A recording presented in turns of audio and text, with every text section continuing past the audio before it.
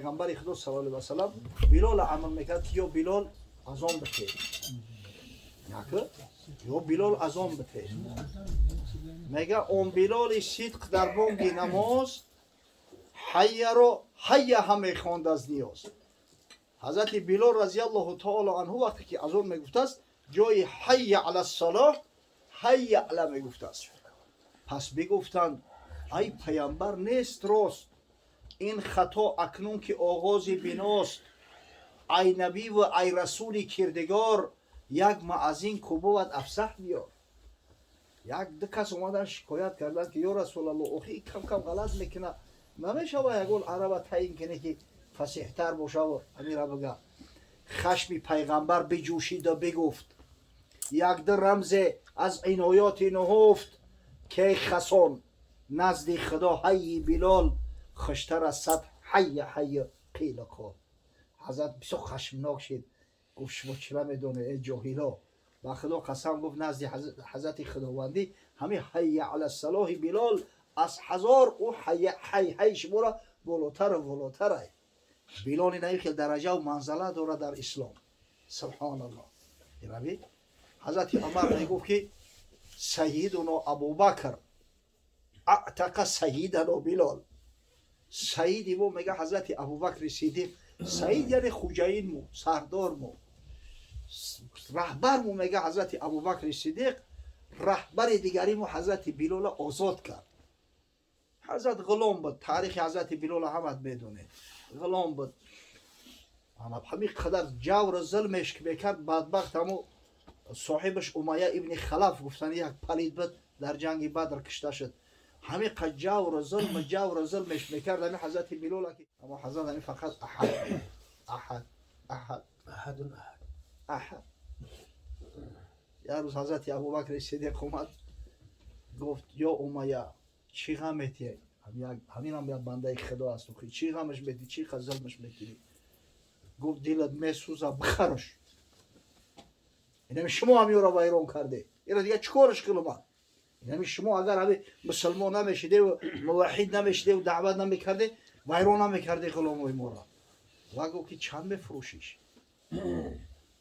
یک قیمت بسیار وزبین گفت، یک دو سه برابر از نرخ غلاما قیمت ترش گفت نرخ. اینم قیمت فروش. حضرت ابوبکر صدیق هم در حال برآورد پول دار. با گفت یا ابوبکر گفت من گمان کردم که تو خیلی زیرکی، خیلی تاجری خوبی، معلوم میشه که تو دلیتم بدهی، هیچ عقل نمیگیره. با خدا قسم گفت اگر صبر میکردی من همین را ده درهم میفروختم.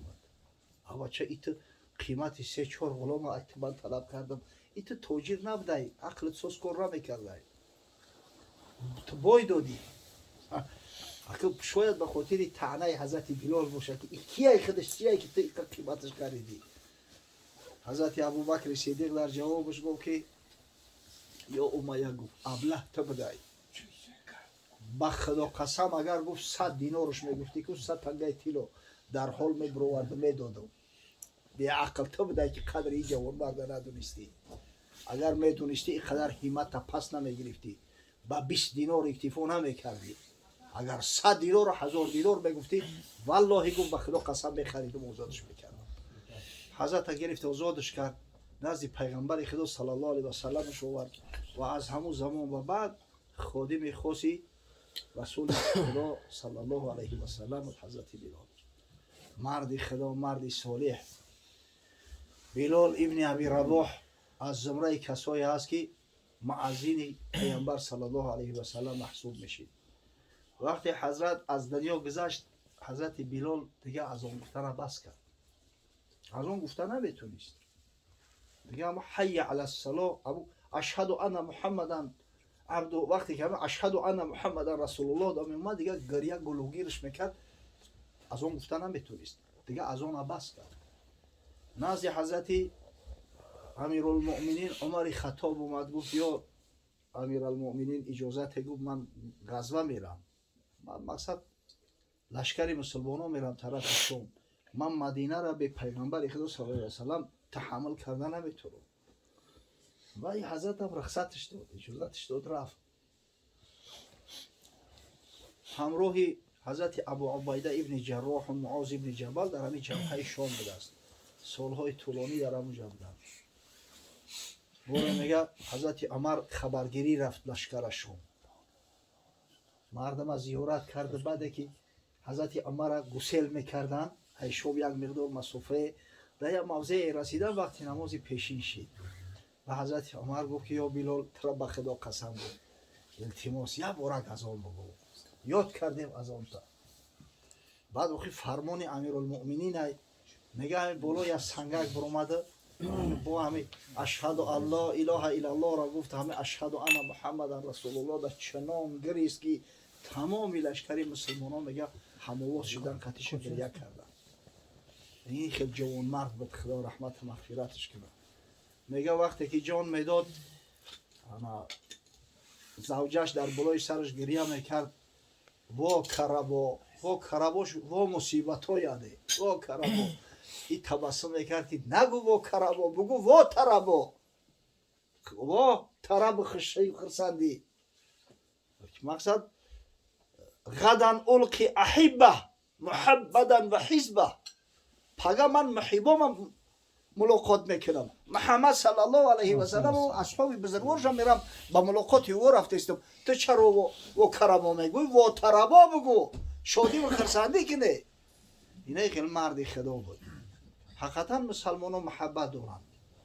در مدینه منوره مسجدی از به نام مسجد حضرت بلال در تمام گوشه و اطراف بلال ها الحمدلله خیلی زیاد هستند.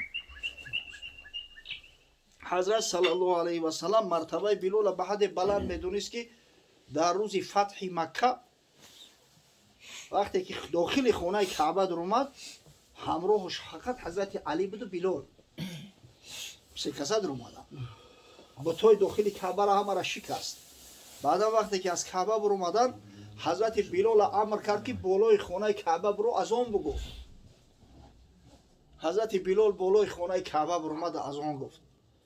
قریشی هایی که بعضش نو مسلمان شدگیند بعضش حال مسلمان هم نشیدیند اینا را طلقا میگن یعنی شخصایی که پیغمبر از جنایات آزاد چو کرده مقصد برای جنایت کردگیشو مجازات چو نداد نه که اسلام قبول کردگی نیستن. چنان سختشو رسید که یک غلام حبشی یک کسی که در پیش و کلون شده است هم خوار و ذلیل بود از بالای خانه کعبه اشراف قریش دعوت کرده که بیای به نماز. در یک گوشه میگه 3 نفر ایستاده بودن در خبر اومده است میگه یکیش عطاب ابن اسید نام داره جوان بود همین خیلی جوانی پخته و زیرک به عقل بود که بعد که حضرت صلی الله علیه و سلم مکه را فتح کرده از مکه به مدینه برگشت همین عطاب ابن اسید امیر مکه تعیین کرد این امیر شده بود. وقتی میگه از آن دادن حضرت بلال شنید بسیار ناراحت شد گفت الحمدلله الذی قبض ابی حتی لا یرا هذا اليوم خدا را شکر گفت الحمدلله که خداوند جان پدر ما را بر وقتتر گرفته همین شرمندگی و خجالت ندید. میدید که یک غلام حبشی ای بالای خانه کعبه قریشی ها را که اشراف عرب هستند دعوت میکنه طبق کف بشید میبود. یک شخص دیگرش با نام هشام ابن عبدالله در پهلوش ایستاده است گفت ما وجد محمد غیر هذا الغراب الاسود و اگر محمد صلی الله علیه و سلم غیر همین ذوق سیاه یگون کسی دیگر را نیافت که بالای خانه کعبه ببره. شخصی سیمش حضرت ابو سفیان ای ابو سفیان ابن حرب که مسلمان شدگی ای پیش فتح مکه اسلام قبول کرده بود. این حضرت گفت اینی لا اقول شیئا من بچه ها گفت هیچی نمیگم نه به او خاطر که با شما موافق نیستم من با شما موافق هستم اما اخاف ان یخبر به رب السما از ترس آن نمیگم که خدای تعالی پیغمبر را خبر میکنه عتاب میکنه من هیچی نمیگم. حقیقتا حضرت جبرئیل خبر و رسول خدا صلی الله علیه و سلم آورد صداشو کرد نزدش او هم خیلی گپ گفته گفتم بله گفته و حضرت آیه قرآن را در نزدشو تلاوت کرد آیه ایده که دکلاراسیای حقوق بشر ای دکلاراسیای حقوق بشر در هلسینکی 1400 سال پیش از جانب پروردگار اعلان شده بود. اعوذ بالله من الشیطان الرجیم. یا ایها الناس انا خلقناکم من ذکر و انثی و جعلناکم شعوبا و قبائل لتعارفوا ان اکرمکم عند الله اتقاکم.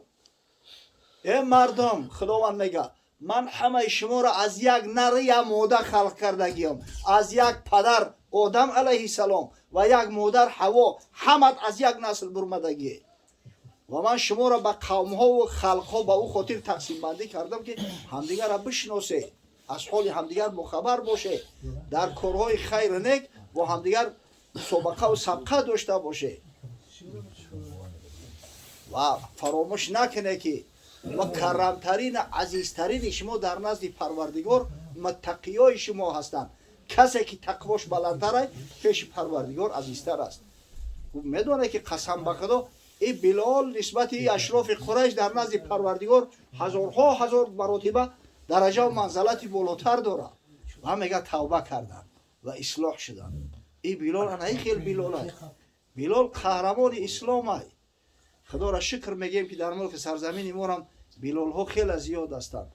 پروردگار ایشانی بلال هم به همین نام بزرگ سزاوار به کمال برسانه، به شرافت قدوم ای طفلک معصوم، به شرافت احیای سنت از سنت‌های رسول الله صلی الله علیه و سلم، فیض برکات خیرات حسنات چه در این منزل، در این محفل، در این محله، در این دیار، در خاندان برادرای زیبایی که در این محفل خیر شرکت دارند نازل بسازد. خداوند دیگر برادران هم به همه خیر روزای سعادت و خوشبختی برسانه. پروردگار عاقبت امورمان به خیر انجام ده. ربنا افتح بیننا و بین قومنا بالحق و انت خیر الفاتحین. این قصه اصلا از لافانتین یک شاعری فرانسوز بود، بعد کریلوف اینا با لافانتین میدزده و اوسی میگردونش. بعد ابوالقاسم لاهوتی خدمت با اینا میگیره ترجمه میکنه.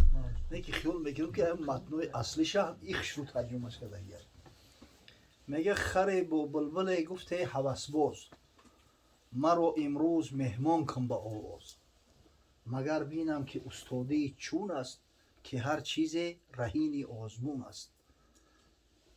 خر یا بلبل میگه که جورا همین خطب شو مهمه میکنم، میگن آوازی تو ناتکراره، کویا بخونده پیش ما، کویا ببینم چند که استادی. منم آوازه بلبل شنیده ولی آوازی او هرگز ندیدم. آوازه تا بسیار شنیدم تو آواز تا نشنیدم. و میگه چه بلبل این شنید آواز برداشت، میپاشید آتش کن در جگر داشت. بلبل امتحانش گرفته است یا نک مردک امتحان در تیاری نمیبینه آقای ای تحت دل بیچاره دیگه چه چه در آمد. نوایش از زمین بر آسمان شد، با نغمه آتش افروزی جهان شد. درخت و کوه و دشت و برکه آب چه کودک شد از آن لالای در خواب. دیگه طبیعت میگه در خواب ایناز رفته. این بلبل دیده چقدر صدای شیرین داره آخی. شبان سرمست در خاک افتاده، اینان گله را از دست داده. به یاد یار میزد نوشخنده، همه افکن در آتش سپنده. چوپان خوابش برده از گله و رمه هر ستید. مقصد همه ده همین تمامی طبیعت راحت کرده است در خوندن بلبل. و میگه چه بلبل از سرودن لب فرو بست، خرو را گفت که اینجا نکته هست. خلاص که خر گفت که جورا انا یک نو دوره، نکتش یعنی یک نو دوره همینجا. توانم گفت که آوازت بدک نیست، زی الحانی تو بعضی بینمک نیست. آواز دو که خنکی بد نبوده است، گوشش کرده بشوه. ولیکن کاش زحمت میکشیدی، خروسان دهی ما رو بدیدی. نه که هر روز جورا بیا مهمان شد جوی ماده پیش خروزا برآمد. زی استادان خشخانی سحرخیز، همه آموختی لحن دلآویز. بیا یاد نوتت یاد بتن خروزا. بلبل که پیش خروس تعلیم گیری میبرده آخی. و میگه چه بلبل گوش کردین داوری رو، مجسم دید در قاضی خری رو. این دیگه که وقت خونش بسوزه این داور قاضی خر شده است. به هم برزد دو بال و دور شد دور، میان شاخساران گشت مستور. ای پیشش گرفت همین آدمی جاهلی ابله ای پیشش میگیره دیگه چیکارش میکنه و میگه خدایا از خران ما رو نگه دار از این خرداوران ما رو نگه دار حقیقتا خدا همین خرداوران نگه بداره که سو کرج گلیده یک موهی یک وقت همین او بلند میشوه ای سطح دریا میبرویه هیچ خیلی میکنه در روی از چوه میغلطه بیچوره که او پس میشوه میمونه دیگه مجبوران در او چوه همین جندورو هم یک قورباغه بوده است خلاص بعد بیچاره ای روی ظلمات قطعی همون قورباغه رفیق میشوه یک روز قورباغه میپرسد که چرا خیلی وطنهای ما را دیدی وطنهای تو کجایی تو ای کجایی بود و این میگه که وطن من یک آبهای ناپیدا کناره همین نگاه میکنی همه آبای و قورباغه مردم همین خشه یا میوزونه که یا فیل دارم تا قورباغه اون یا خشه تید میکنه در بالای آب تا پهم میکنه میگه همین خسته آبی وطن و میگه که خانواده روز توبهگر شینا میکنی در ساحل نمیرسید وطنی من باید یک قلقود میزنه یا 3-4 متر میره و چقرتر میگه همین قهست خونه سوخته میگه ای آبی چای تو در پیش او وطنی من یک قطره نمیشوه میگه رو تباد کردی تو دروغو بده لعنتی رو تسیونک اوخی بیچاره قورباغه در امری سرش غیر همون چو اینجورا ندیده است اوخی همین یک گپیریا بگوی خفت میکنم دم تبگی تو دروغو بده در پیش من دیگه گپ نزن بیچاره چی بگو قطعی ابله خط میکنم ایسته همین آدم پس یگان ماه پس آبو بلند میشه همین خیلی با همین سری چو روبر میشه با موهی قورباغه را میگه بیاید دریای روشن نشانت بدم اما چه میستیده همینجا با میبرویان ای چوه دا او خوش میشوند این قورباغه اومده است تو چنده او کشود شدیست ای کشود شدیست هم دریو میترسه بیچاره سری ساحل میکشه خچه این موهی را خدا داد است شوخی میگه ای مرد کجا میرای این همین او میروند در وطن ما میریزم بیو برم که وطن من نشان بدم کی می الحذر میگه جونشا میکشه میگه همون خیلیده آنم موهیو در قپی قورباغه بخورم وای به حال شد گردنیشون هم میمونه این مضمون همین سخنو همش یک گایده این همین مقصد به هم دیگر یک رابطه دارن که هر کس باید کارش خودش بکنه هر کسی رو بهر کاری ساختن مهری اون رو در دلش انداختن استادیش هم میکنه عالمیش هم میکنه همین مقصد که تصور کنه که یک عالم براو یک دوریدگره تعلیم بده چی میگه میگه گیخته بخو چی به یک با حوزیده که آشنا کردن نمیتونی چی لاف میزنی حضرت مولوی قصه میکنه میگه اونیا که نحوی به کشتی در نشست رو به کشتی با نمودان خود پرست یک عالم علمی صرف نحو بوده است این صرف نحوش گراماتیکای عربی است یک روز میگه در زورق سور میشه و که باید دریای دجله را بگذره همو ماریا که میگه گفت هیچ از نحو دانی گفت لا گفت همین علمی نحو هیچی بهرور هستی لاش نه گفت نیمی عمری تو شد بر فنا میانه عمر بدست اخ خونت سخت گفت نیمی عمرت برباد دادی نخوت نحو یاد نگیری این نحو مادری تمام علمهای تو چه خیلی نحو نمیدونی و میگه انا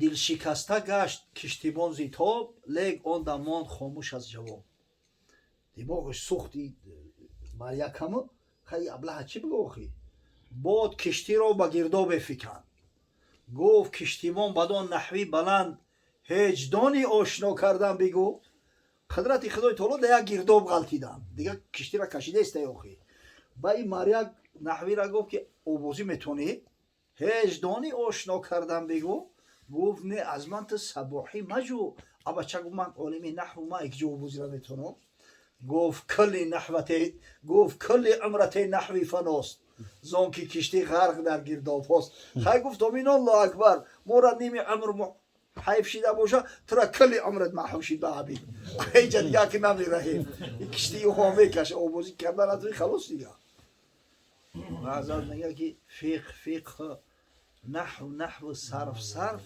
در کلامت آیده یاری شگر هر کدومش در موضوع خودش بسیار مهمه هر کس باید کاری خچه